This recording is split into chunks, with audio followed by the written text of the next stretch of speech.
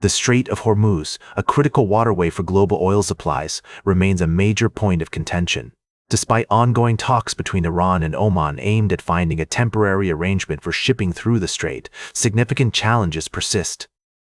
Recent attacks on energy infrastructure in Saudi Arabia, including a drone strike on an Aramco refinery, have further complicated negotiations.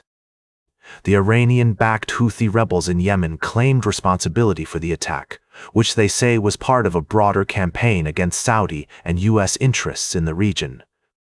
The Saudi Energy Ministry reported that the fire at the Jazan refinery was extinguished with no injuries, but the incident highlights the ongoing risks to regional stability. Meanwhile, Iran's foreign minister, Abbas Araghchi, has stated that an agreement on navigation through the Strait of Hormuz is contingent on several conditions, including the lifting of U.S. sanctions and compensation for war damages. The U.S., however, has yet to comment on these demands, leaving many questions about the prospects for a peaceful resolution. As the situation continues to unfold, shipowners and traders are bracing for prolonged disruptions to oil flows. Even if an agreement is reached, it's expected to take weeks or months for shipping to return to normal levels. The Turkish foreign minister, Hakan Fidan, has emphasized that a new alliance between Turkey, Saudi Arabia, and Pakistan is not directed against Iran, but rather aimed at strengthening collective deterrence against aggression. As we navigate this complex geopolitical landscape, it's essential to consider the diverse perspectives and interests at play. We'll continue to monitor developments in the region and provide in-depth analysis of the implications for global energy markets and international relations. We'll be right back with more of today's top news on Concrete Block.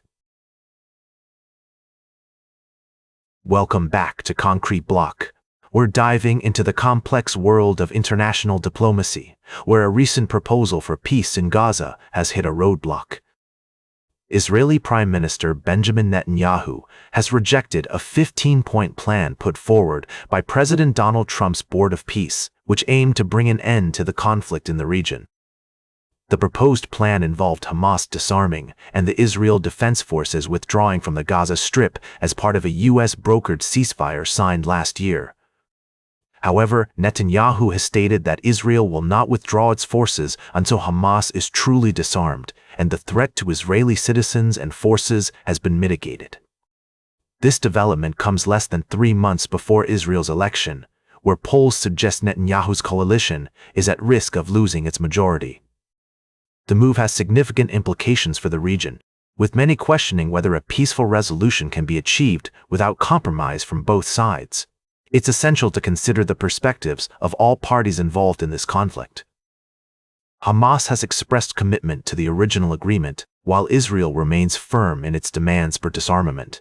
As the international community continues to navigate this delicate situation, it's crucial to prioritize fairness, understanding, and a willingness to engage in open dialogue.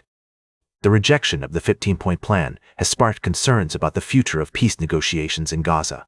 Will the parties involved be able to find common ground, or will the conflict continue to escalate? As we continue to follow this story, one thing is certain: the path to peace in Gaza will require patience, perseverance, and a commitment to understanding the complexities of this long-standing dispute. Welcome back to Concrete Block today. We've been discussing some of the most pressing issues in politics, and now it's time to dive into our final story. We're going to be talking about a recent development in the Senate, where Republican Senator Bill Cassidy announced his support for Todd Blanche's nomination as Attorney General. This decision was crucial, as it cleared the way for Blanche's confirmation, which happened early Saturday morning.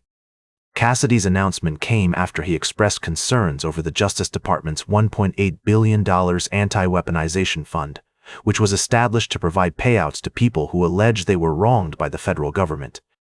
However, after an agreement was reached with the DOJ to rescind the directive that established the fund, Cassidy decided to support Blanche's nomination. It's worth noting that Cassidy's decision wasn't without controversy.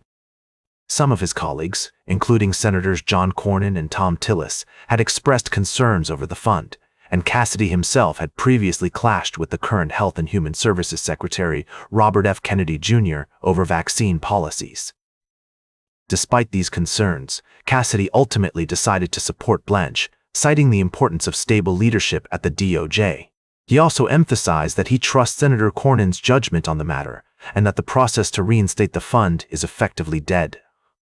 As we move forward, it will be important to keep a close eye on how Blanche leads the DOJ and how his decisions impact the nation. That's all for today's Concrete Block. Remember to like, share, and subscribe, and until next time, stay informed.